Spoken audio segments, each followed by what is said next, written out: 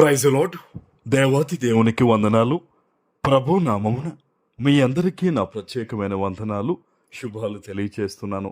ఈ దినము కొరకు ఏర్పాటు చేయబడిన దేవుని వాగ్దానము యోబు గ్రంథము 5వ అధ్యాయము 19వ వచనము. 6 బాధలలో నుండి ఆయన నిన్ను విడిపించును, 7 బాధలు కలిగినను నీకు ఏ కీడును తగలదు. దేవుని నామానికి మహిమ కలుగునుగాక. ఈ ఉదయకాల సమయంలో సర్వ సృష్టికర్త అయిన నీ తండ్రి గొప్ప వాగ్దానాన్ని నీకు అందిస్తూ ఉన్నారు. ఆమెన్. దేవుని యొక్క సన్నిధిలో నువ్వు చేస్తున్న ప్రార్థన ఆయన ప్రతిదినము కూడా చూచుచూ వినుచూ ఉన్నాడు గనుకనే నీ కష్టాలు గుర్చిన వాగ్దానము ఈరోజు నీ తండ్రి నీకు ఇస్తున్నాడు. 6 బాధలలో నుండి ఆయన నిన్ను విడిపించబోతున్నారు. ఆమెన్. కుటుంబ పరిస్థితుల గురించి కానీ, లేదా భవిష్యత్తు గురించిన ఆలోచన కానీ, బాధ కానీ, ఏ సమస్యల మధ్య నువ్వు దేవా నన్ను రక్షించు అని ప్రార్థన చేస్తున్నావో నీ జీవితంలోంచి ఈరోజు ఆ బాధలన్నిటినీ కూడా సర్వ సృష్టికర్త అయిన యేసయ్య తొలగించబోతూ ఉన్నారు. ఆమెన్. ఈరోజు నువ్వు గొప్పగా సంతోషించాల్సిన దినం. ఎందుకంటే నీ బాధను చూసి నీకు సహాయం చేస్తానని మాటిస్తున్నవాడు సృష్టికర్త అయిన దేవుడు. మనుష్యుల వలె ఇచ్చిన మాట తప్పేవాడు కాదాయన. ఆయన ఇచ్చిన మాట నెరవేర్చువాడు. ఆమెన్.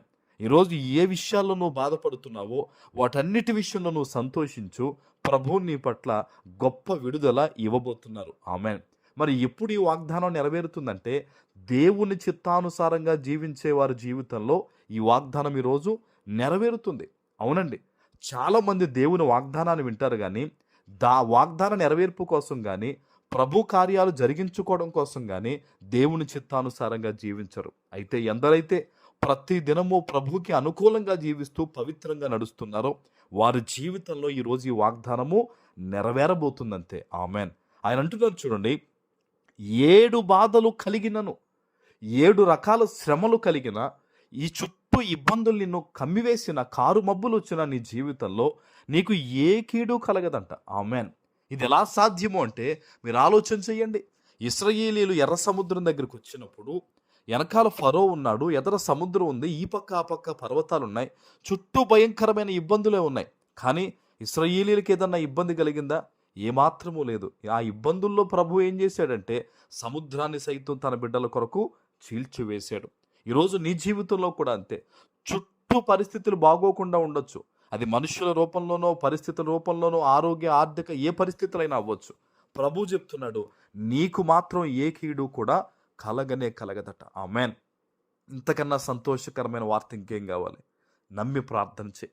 దేవా, నీవిచ్చిన వాగ్దానాన్ని బట్టి నీకు స్తోత్రాలయ్యా.